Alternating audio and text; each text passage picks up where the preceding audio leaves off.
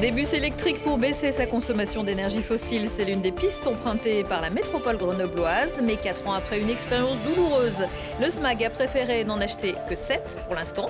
Le premier arpentera le bitume à compter de jeudi.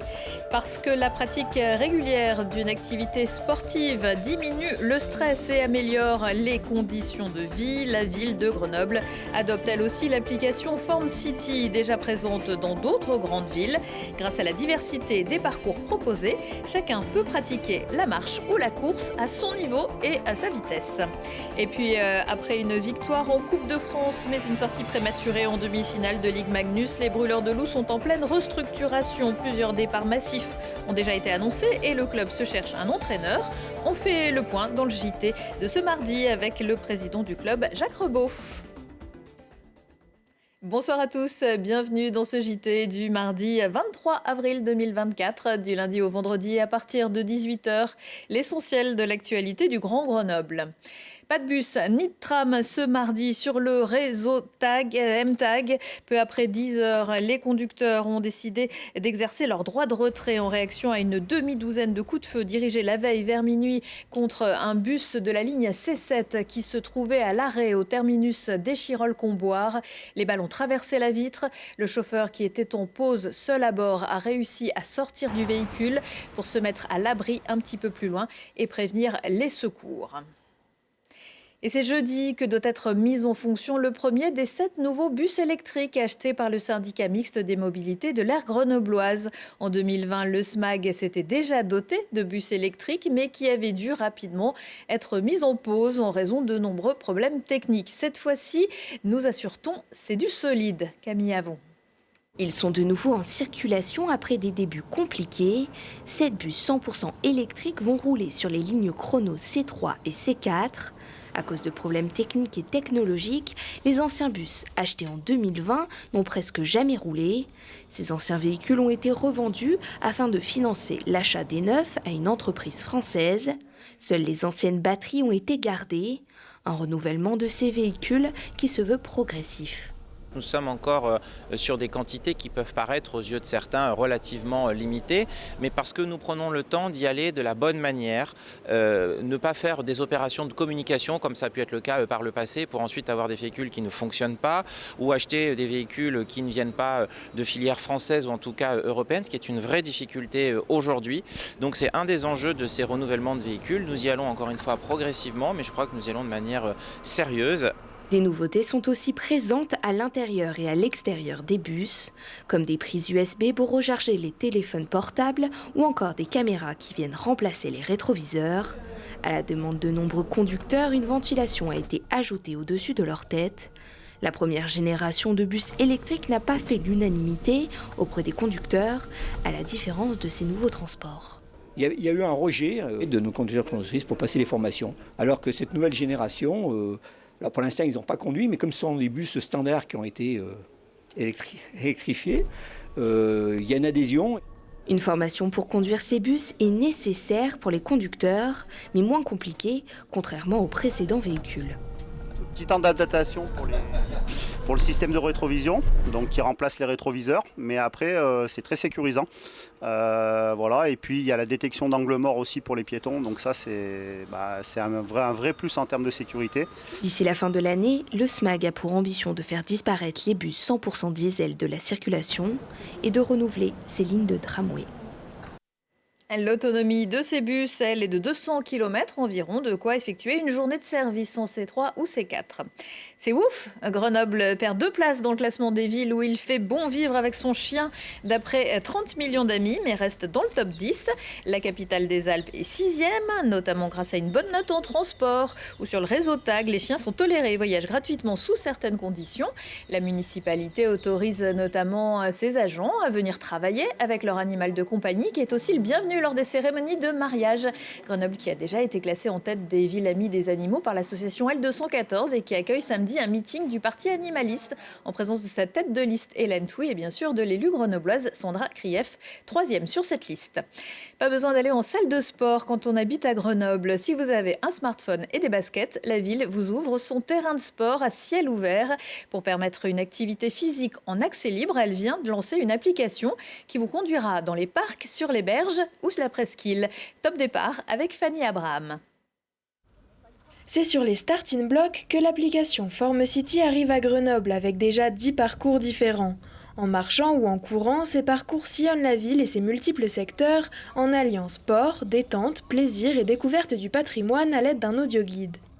Et l'application FormCity, elle est à Grenoble parce que nous avons comme priorité politique en matière de sport de permettre une activité physique, une activité sportive en accès libre, en autonomie. Nous accompagnons, la ville de Grenoble accompagne les clubs, les fédérations, mais on veut aussi accompagner les sportives et sportives, marcheurs et marcheuses, sans condition, sans conditionnalité. Le but, c'est de permettre aux Grenoblois et aux Grenobloises de courir, de bouger sur des circuits jalonnés d'exercices physiques, utilisant le mobilier urbain ou avec des indications sur l'histoire, sur les monuments de la ville de Grenoble. Au cours de son inauguration, les utilisateurs ont pu découvrir plusieurs parcours et se familiariser avec l'application et ses différentes fonctionnalités, permettant par exemple de retrouver ses statistiques de performance ou des informations sur des points touristiques importants. C'est vraiment une initiative à la portée de tous. L'application est assez bien faite, assez intuitive, donc ça donne un peu de motivation supplémentaire pour pratiquer. On a pris le chemin d'un parcours qui s'appelle du parc aux bulles. C'est un parcours qui est très accessible à tous. Il a cet avantage de faire le tour de Grenoble et donc de pouvoir être accessible depuis n'importe quel quartier.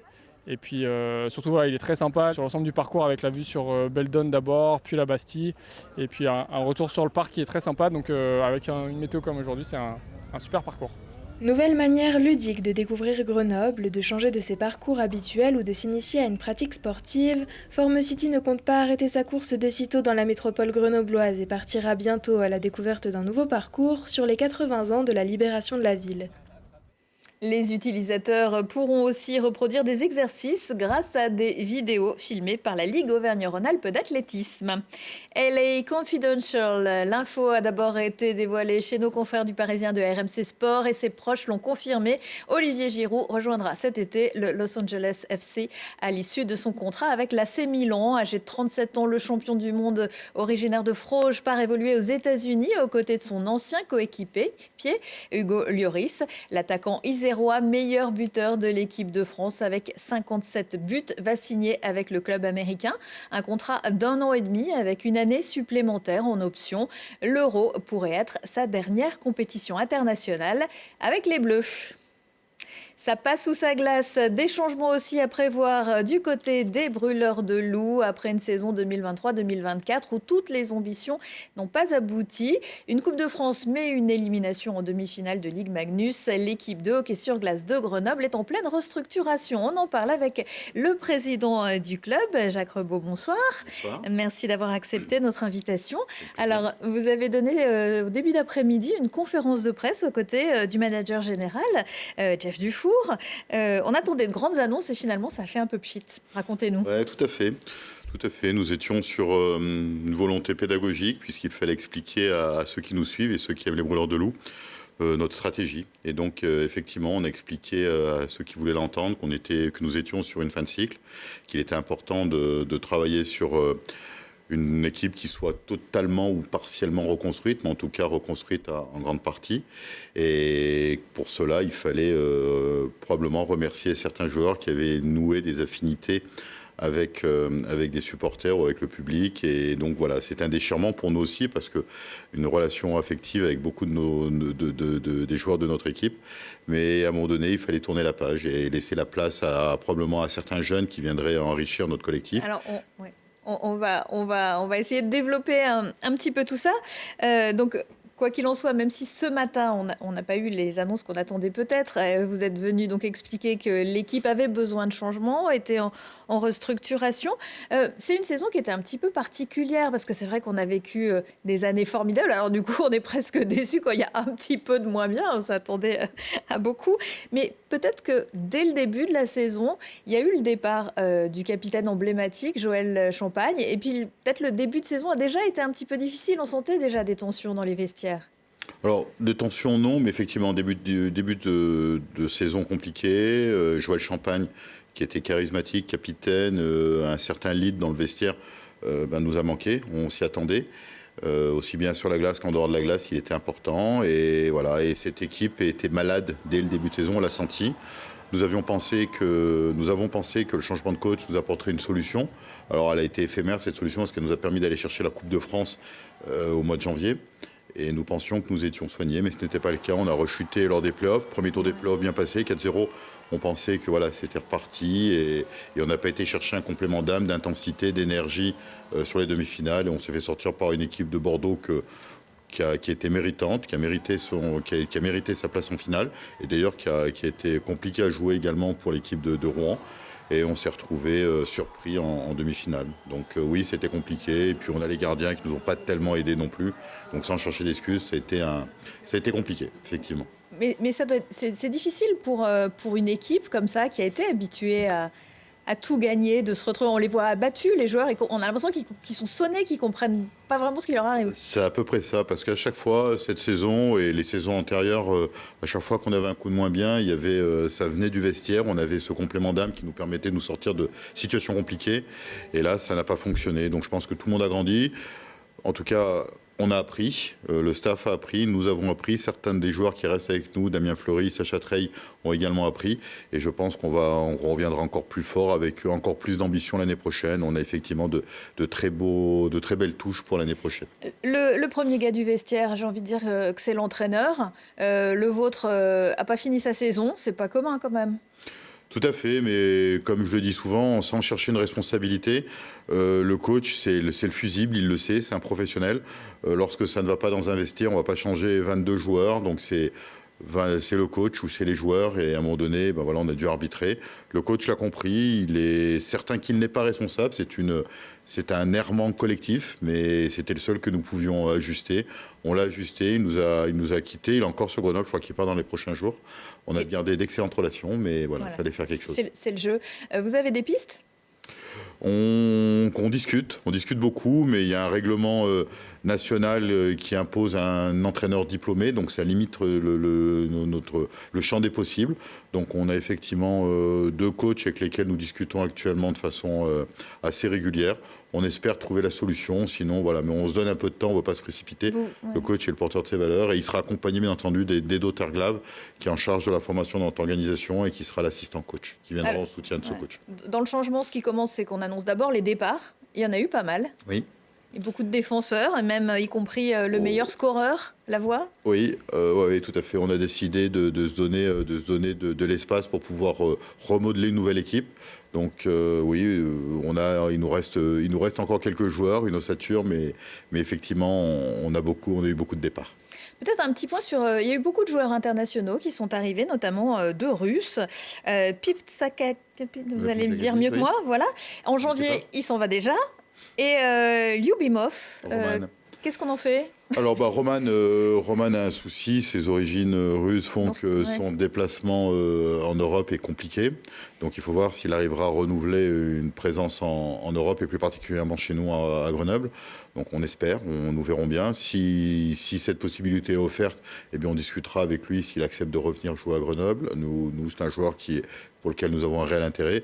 Nikita fait une pige, nous savions qu'il était là pour quelques mois puisqu'il avait déjà d'autres ambitions dans un autre club. Donc on l'a pris sur cette pige, donc c'était entendu avec Nikita.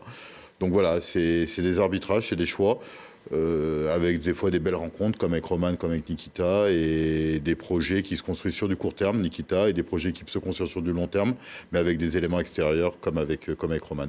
Les éléments extérieurs, ils vont venir d'où ? On va favoriser l'Europe, mais voilà, aujourd'hui, ça peut être l'Amérique du Nord, ça peut être l'Europe. En sachant que notre championnat attire moins les top joueurs. Nos recherches, aussi bien en défenseur qu'en attaquant, sont des top joueurs.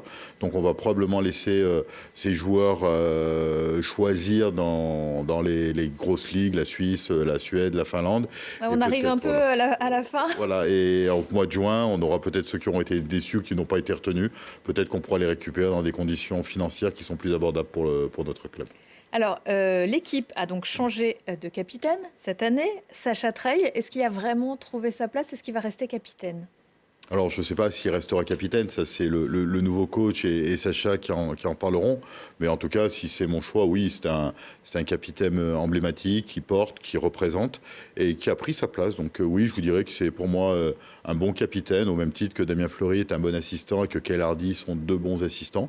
Donc je ne sais pas si l'équilibre restera ainsi, mais ouais, nous avons l'espoir qu'il reste capitaine. Je crois même qu'il est capitaine de l'équipe nationale également, donc c'est qu'on n'est pas le seul à lui faire confiance. Il y a eu beaucoup de Grenoblois dans l'équipe nationale qui a des échéances bientôt. Oui, tout à fait. En équipe de France en ce moment, on a Raphaël Garnier, le gardien, on a Aurélien Der, on a Adèle Coudry, on a Pierre Crinon. Enfin voilà, j'en oublie certains qui y sont.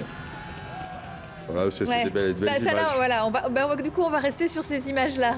Voilà, donc c'est depuis quelques années, voire les 4-5 dernières années, nous sommes chaque fois titrés, excepté l'année Covid, mais sinon nous sommes chaque fois titrés, et c'était encore un titre cette année, donc c'est une belle chose. Et puis il y avait une image juste avant avec nos deux jeunes, Valentin Grossetête et Mathias Bachelet. Vous allez vous appuyer sur ces joueurs-là pour la saison prochaine? Ça fait partie des pistes intéressantes pour l'année prochaine, issues de notre centre de formation, dont je tiens à rappeler quand même qu'ils ont été finalistes de l'AD1, et c'est aussi une belle récompense pour notre formation. Avec Chambéry? Avec Chambéry, merci. Voilà, puisque vous êtes aussi le président de Chambéry. Non, je ne suis pas le président, je suis le pourvoyeur de... En tout cas, je contribue à l'élan et j'aide Chambéry à performer avec ce qu'on leur propose comme jeunes espoirs. Merci beaucoup, Jacques Rebaud. Merci pour vous, merci à vous. Retour de l'actu dans une heure et en replay sur telegrenoble.net. Excellente soirée à tous.